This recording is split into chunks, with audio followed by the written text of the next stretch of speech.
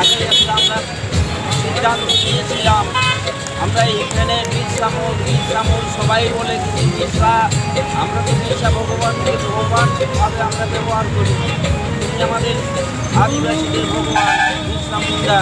তাই ওনার মূর্তি আমরা এই জায়গায় যেখানে বিরসা মুন্ডার এই প্রতিষ্ঠা মঠ হয়েছে সেই জায়গায় আমরা বিরসা মুন্ডার ভগবানের মূর্তি স্থাপন করবো, এই সিদ্ধান্ত আমরা দীর্ঘদিন আগে নিয়েছিলাম।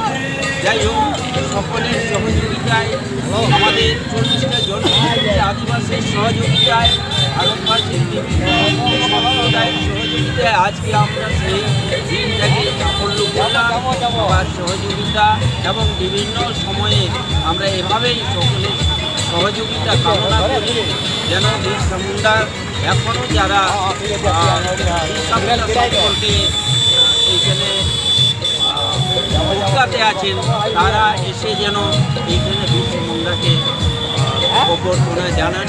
তারপরে এই আশা নিয়ে আজকের আমরা এই দিনটাকে আমরা সাফল্য করলাম।